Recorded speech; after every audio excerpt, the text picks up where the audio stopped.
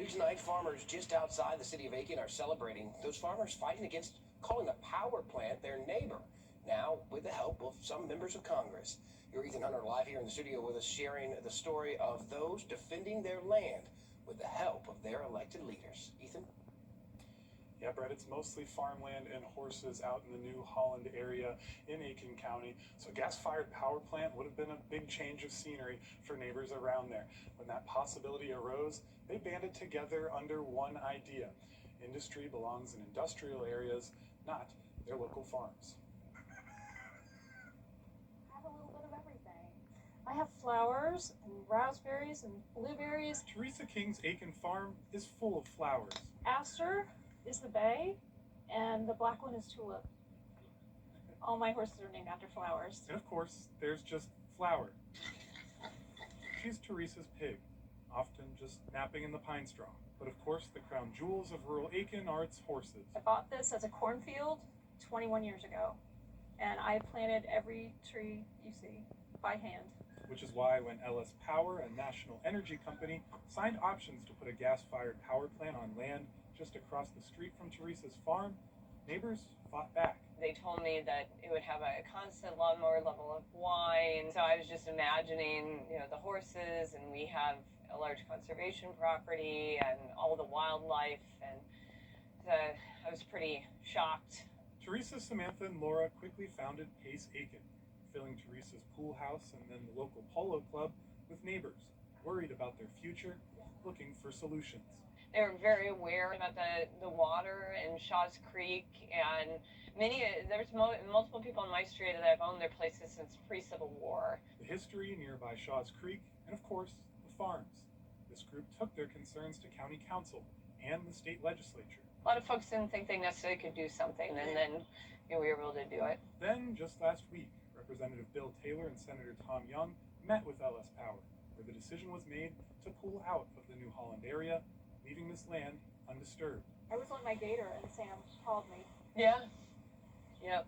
And said, "It's done.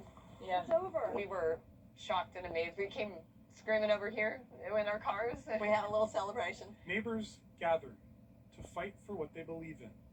The quiet, the horses, and of course, the flowers. From the beginning, I felt like this was a winnable fight.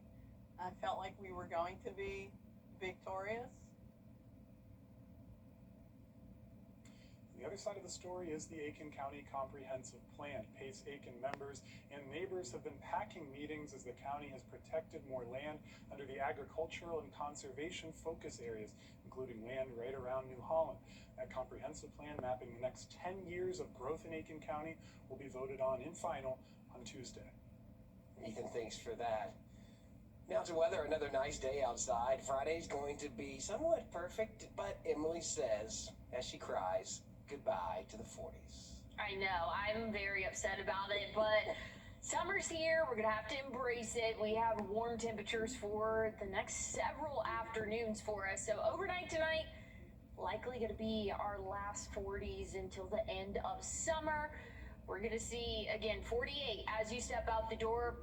You're going to want the jacket for you for the start of the day, but plenty of sunshine will have us warming up. We're nice and clear. Again, that's helping us cool off overnight tonight. Not seeing any cloud cover, but that's also going to help us warm up for our Friday, Saturday. Clear sky conditions, so plenty of sunshine. We're warming up into the upper 80s. So if you have plans, maybe going to Thunder over Evans, we'll be in the upper 80s for the majority of the afternoon and evening. After sunset, we'll start to cool off. We'll see mid-70s by 11 p.m. But again, great viewing conditions for those fireworks. I'll have a look at what's in store for your Sunday and the rest of the week next week coming up. Emily thinks new details now about a firefighter blamed for doing fake fire inspections at 4 Richmond County schools. That firefighter, Tyrone Harris. Harris is an employee of the Augusta Fire Department. In an incident report, the chief says Harris has been placed on administrative leave. He's accused of going to several schools while off duty but wearing his uniform. The Richmond County Sheriff's Office tells us so far, no criminal charges have been filed. 26-year-old James Bailey died after crashing his car last night on Old Evans Road. Columbia County deputies say Bailey went off the side of the road, hit 2 street signs, a power pole, and a tree. Then he hit a parked car, his car landing upside down, crashing against a tree. Several other cars were damaged after those power lines that came down were too hard to see driving down that road at night.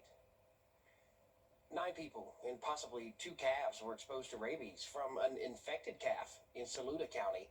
The calf is now the 3rd animal in Saluda County to test positive for rabies this season.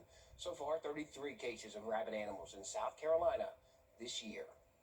A new Georgia law will make it easier for people with criminal records to get professional licenses and better careers. The Georgia Occupational Licensing Fairness Act starts in July of next year. It stops licensing boards from disqualifying applicants based on their criminal history without a hearing, giving people a better shot at a second chance that can go a long way in changing their futures. It's going to reduce recidivism because we know for a fact that when people have jobs, not just a job, but a career in which there's upward mobility, in which they can make money and provide for their families. We know that people make decisions to not go back when they have stable employment and they are stable financially. Original reporting from your Kaylee Nash on this story is on WRDW.com tonight. Your time to early vote in Georgia, it is running out. From advocates and the lawmakers after the break. Em? Well, plenty of sunshine in store for our Friday. We're warming up. We'll see highs in the low 80s for our afternoon. I'll have a look at what's in store for our weekend coming up.